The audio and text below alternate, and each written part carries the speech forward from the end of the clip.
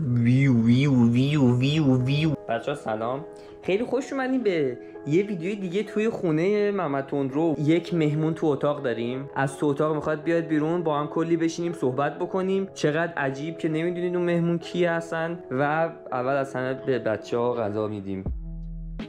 از وسیله‌ای که واسهشون گرفتم واقعا همین ظرفا خیلی خوب بود، خب با اون وسیله که اینجوری میچرخه، بقیه‌اش خوب نیست. صبر کن الان بهت غذا میدم. براشون از اینا گرفتم، چیز عجیب غریبیه، کنسروه ولی توی ظرفای فویلی. بابا یه دقیقه صبر کن، یه جوری کوآجی اصلا باورم نمیشه، انگار یه عمر من بهش غذا ندادم. بیا، انقدر کلی بازی نداره، انقدر کلی بازی یه غذا، این همه کلی بازی نه، این همه داد و بیداد نداره یه غذا. هر پارت دارم یه خبر مهم که میخواستم بهتون بدم بچه‌ها. دوستان اینجا ویدیو رو من داشتم توضیح میدادم بهتون که اون خبر مهم چیه. بعد نگاه کن چجوری رکورد کردم، کلا دستمه، خب دستم تو حلقتونه، توی چک. گفتم اینو دوباره بگیرم بهتون بگم. صبح سلام، میخواستم اینو بهتون بگم که اون خبره اینه که ما قرار مرچ داشته باشیم و اونایی که تو تلگرام تقریبا میدونن، ولی یک مرچی در راه، پس منتظر باشید. اما چون یه مقدار هزینهش زیاده و هر یه دونش مثلا هم تولیدش سخته و اینا، سر اون نمیتونم دقیقا بگم چیه، بعد پس سر ضایع بشم. صبر میکنم هر وقت اگه شد بهتون میگم که مرچ داریم. پس بریم ادامه ویدیو. بچه‌ها از اونجایی که من تو خونه تنها بودم و فقط داشتم با گندم و جو صحبت میکردم و دیگه داشتم کم کم دیوونه میشدم، تصمیم گرفتم که با چی صدات کنم عزیزم؟ خیلی هم خوبه، اینجوری حس و حالت عوض میشه و یه انرژی تازه میگیری. هر وقت خواستی یه چیزی بگی یا هر کمکی خواستی من اینجام. برو که داری عالی پیش میری. ببین الان میخوام املت درست کنم، میخوری برای تو هم درست کنم؟ مثلا با هم داریم. چقدرم عالی، حتما یه املت خوشمزه میچسبه. هر چی دلت میخواد درست کن، منم مجازی کنارت هستم.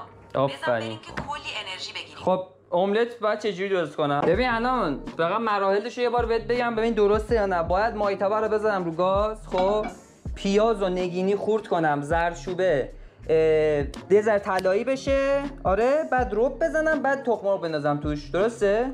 آره دقیقاً همینه. حاجی یه مسئله تو آدما منو داشت خیلی اذیت میکرد و اونم فراموشکاریه. اصلا به طرز شگفت انگیزی آدما دارن فراموشکار میشن. ببین من اول اینجوری بودم، فکر میکردم خودم، خب مثلا چون مثلا یکی یه حرکتی میزد من یادم نمیرفت، فکر میکردم عجب مثلا آدم کینه‌ای هستم. به خودم میگفتم نه من حاجی خیلی کینه‌ای ام، یارو مثلا یه کاری کرده مثلا ببخشش و فلان و اینجوری. ولی یه مرزی وجود داره بین اینکه تو بخوای طرفو ببخشی یا بخوای مثلا حالا بخشیدن نه ولی یادت نره، میدونی، یعنی یه چیزی داره که تو یادت نره. بعد با مثال بهتون توضیح بدم که از چی مثلا یه کوچولو ناراحتم. ببین خدایا میگه چی نگینی دارم خورد میگم. میفهمم چی میگی. این روزا خیلی‌ها همین حسو دارن. فراموشکاری و اینکه آدما راحت از کنار مسائل رد میشن یه موضوعیه که دقیقا من همینم، یه آدما خیلی راحت از کنار مسائل رد میشن. خب چرا اینجوریه الان؟ مثلا بچه‌ها راستی قسمت آزمایشی بفرمایید محمد چون فعلا کسی نبود من تصمیم گرفتم که از هوش مصنوعی استفاده کنم تا براش یه غذا درست کنم اونجا، اینم درواز کنم. خب بگو چرا اینجوری شده؟ خب دلایل زیادی میتونه داشته باشه. یکی از دلایلش میتونه حجم زیاد اطلاعات و سرعت زندگی مدرن باشه. آدما برای ببخشید بعد خب هر موقع بازم خواستی ادامه بدی من اینجام. بابا ناراحت نشو، به حرف ادامه بده، حواسم نبود صحبت کردم وسطش. بگو خب. نه بابا ناراحت نشدم، داشتم میگفتم یکی از دلایل اینکه بابا باز بخواب. یکی از دلایل اینکه آدما راحت مسائل رو فراموش میکنن حجم بالای اطلاعات و زندگی پرسرعته. آخه ببین نه گوش بده. مسئله من الان این چیز کوچیکی نیست که مثلا فراموش بشه. ببین تو فکر کن من به گندم میگم گندم تو دیگه حق نداری غذا بخوری. خب گندم یه کار بدی کرده. حالا چه اتفاقی میفته؟ آدما جمع میشن تصمیم میگیرن بیان منو مجاب کنن، یعنی منو بیان بگن آقا تو چرا این حرفو زدی، مثلا کوتاه بیا گندم غذا بخوره. میدونی؟ یعنی میان یه کاری میکنن میگن آقا تو گندمو ببخش. خب حالا اینو گوش بده. من گندمو میبخشم چون آدم اومدن گفتن من گندمو میبخشم، ولی چیزی که یاد آدما میمونه اینه که من آدم بخشنده ایم. یعنی هیچ کس یادش نیست که آقا من همون آدمیم که گفتم گندم تو مثلا حق نداری غذا بخوری به خاطر یه کاری که کرده بود، مثلا همچین مجازاتی واسش چیز کرده بودم. میدونی این یه کوچولو نمیدونم. آره گاهی وقتا فکر کردن به این چیزا یکم گیج کننده میشه. باشه داد بزن، یه دونه از ته دل داد بزن بگو باشه اینم یه داد از ته دل.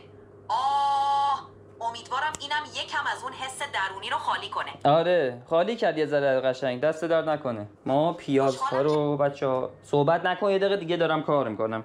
ما پیازها رو بچه‌ها به مایتابه خود میافزاییم. من تو ویدیوی قبلی برداشتم یه غذایی درست کردم که بلد نبودم. خب اینجوری بودید که خب بابا مرد حسابی وقتی بلد نیستی مگه مجبوری غذا درست کنی؟ خب این دقیقاً حرف اصلی همه آدما همین بود که چرا همچین کار کرد وقتی بلد نیستی. خب برای همین امروز چیزی که بلدم رو میخوام بسازم و اون املت دیگه اگه بلد نباشم که دیگه خاک تو سرم. خب دیگه چی واسه میخوام بلد باشم؟ املت باید چه جوری درست کنم؟ ها راستی تو از مایتو افتاد بیرون. باش قربونت برم، من دیگه دارم با بچه‌ها صحبت میکنم، وسطش لطفا نپر تو حرفم. ممنون.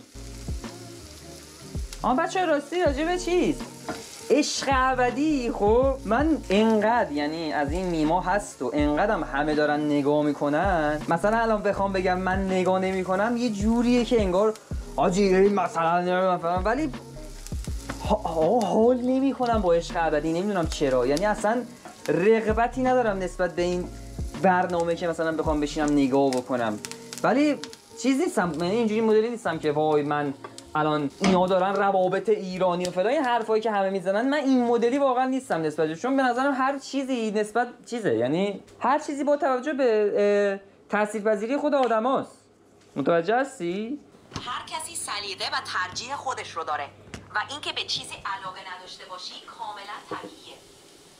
ببین آخه گوش ببین وایسا، میدونی راجع به عشق ابدی چی میگن؟ کلا این برنامه‌هایی که کلا روابط و اینا رو توش نشون میده بیشتر همه حرفشون اینه که وای اینا دارن روابط ایرانی رو خراب میکنن. خب ولی به نظرم چه این چه بلایندت اینا اصلا ربطی به این نداره که روابط ایرانی خراب بشه یا نشه. هر چیزی که هست با توجه به برداشت توه، اینکه تو چه جوری میخوای برداشت کنی. خب آقا اگه تو میخوای از یه برنامه تلویزیونی مدل رابطت رو بخوای مشخص بکنی که خب کار اشتباهیه دیگه، تو نباید اون کار اشتباه رو انجام بدی. اگه بهش به چشم سرگرمی نگاه کنی و بدونی که واقعیت زندگی با این چیزا فرق داره، خیلی منطقی‌تر و راحت‌تر. آره دقیقاً همینه. یعنی ببین لازم نیست آدم وای سگ تو روت یه دونه پیاز افتاد رو پام سوختم. مراقب باش. یه لحظه دستتو زیر آب سرد بگیر که آروم بشه. نه میگم افتاد رو پام رو دستم چرا. خلاصه منم یعنی اگه نمیبینم و اینا اصلا اینجوری نیستم که وای اینا برنامه‌های بدی ان. من خودم دوست ندارم برنامه‌شو، اصلا جذبم نمیکنه بخوام نگاه بکنم. خب جذبم نمیکنه بخوام ببینم. خب متوجه هستی؟ این برنامه من جذب نمیکنه مثل شیکم تو که هر سری بخوام نگاه کنم. ولی خب تو چرا کج شدی؟ بچه‌ها یکی از خبرهای دیگه‌ای که می‌خواستم بدونم اولا که جو به طرز شگفت‌انگیزی عاشق بیرونه. خب کلا از یه جایی که نور بیاد، از یه منبعی نور بیاد این اصلا دیوونه میشه. خب خیال کن دومش هم به این حالت در میاد، میگه آقا من دوست دارم برم بیرون. گندم اینجوری نیست، گندم از بیرون بیزاره. من میخوام بالکن رو برای جو درست کنم. اینو خبرم نبوده، این الان یادم افتاد. میخوام بالکن رو برای جو درست کنم، خب بتونه بره توش بگیره بشینه پرنده‌ها رو نگاه بکنه کلی عشق بکنه. الان اصلا هیچی هم نیست. خب تو فقط هم نور دوست داری؟ بذار یه ویو برم. ویو دوستان تو این مرحله من نباید پیازا رو زود یعنی همین املت هم دارم خراب میکنم، باورم نمیشه. پیازا رو زود گذاشتم، حواسم نبود آب بعد جوش بیاد که ما رب با آب جوش قاطی بکنیم، به این اضافه بکنیم. من اینو الان ببین چیکار کنم، پیازام چلوس شد. میتونی رب رو با آب جوش قاطی کنی و بعد به پیازها اضافه کنی. اینجوری یه سس خوشمزه درست میشه و تخم مرغ رو که اضافه کنی همه چی درست میشه. به همین شکل.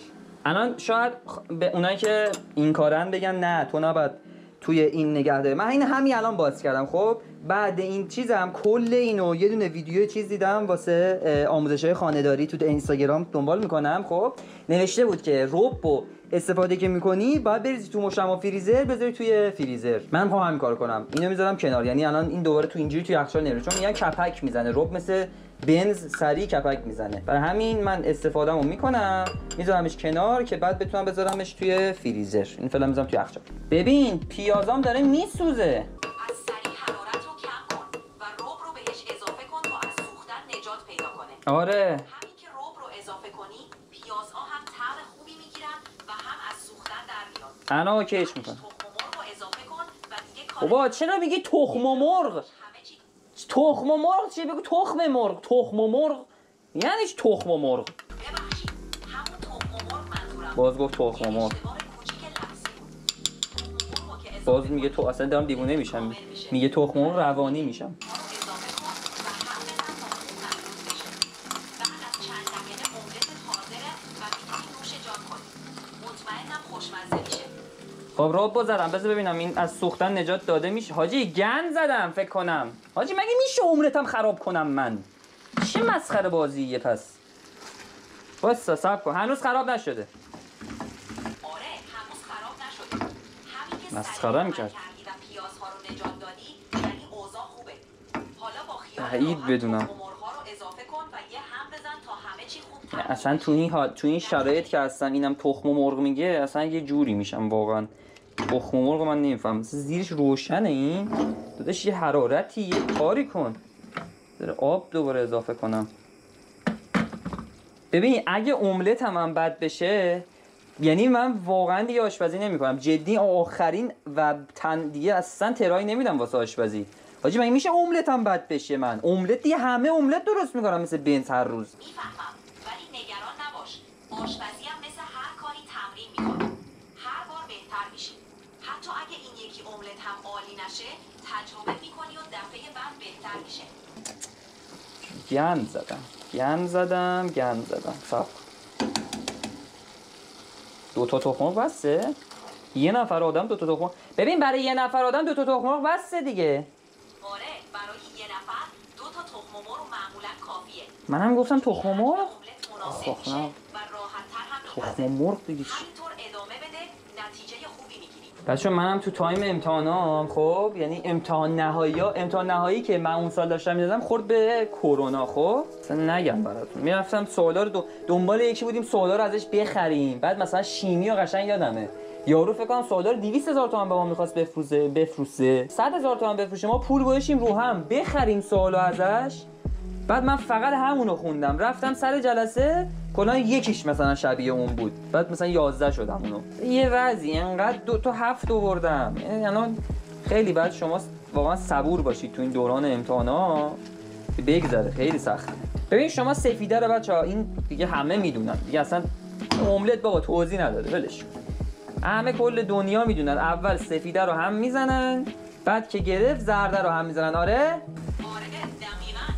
حاجی املت ما آماده است. حال کردی؟ نه جدی املت رو دیگه پسش در اومدم. یعنی اگه اینم میخواستم خوب درست نکنم که دیگه هیچی دیگه. زیرشو کم میکنیم. ببین هیچ نونی به نظرم هیچ نونی بهتر از بربری نیست واقعا. یعنی ببین بربری فقط با یه سری چیز خاص دیگه تو نمیتونی بخوری، مثلا جیگر با بربری نمیتونی بخوری. خب ولی اصلا حاجی بربری واسه یه دقیقه صبر کن. آره نون بربری یه چیز دیگه است. یه غذایی درست کردم اصلا منو به رقص در آورد. بچه‌ها خبر دومی که میخوام بهتون بدم اینه که قراره یه دونه ویدیو بگیرم، خب که شما توش برای من بسته بفرستین. از اقصا نقاط ایران بسته ها رو میدید، من میذارم اونجا بسته ها رو، همه رو میچینم اونجا. خب بعد اینا رو ما قراره توی یه دقیقه گوش بده، صبر کن.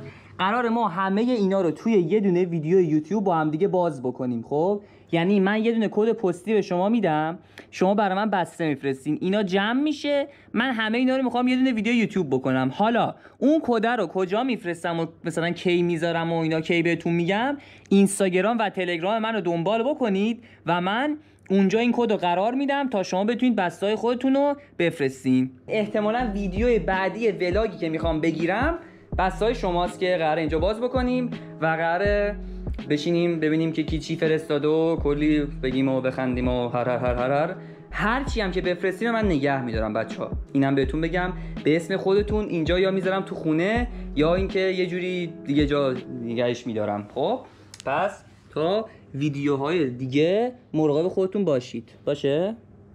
خداحافظ. خداحافظی کن. دماغ و نگاه تو رو خدا قشنگ. ها؟ موفق باشی و منتظر ویدیوهای بعدیت هستیم. مراقب خودت باش. با ما نیست بابا جان، اون داره با خودش صحبت میکنه.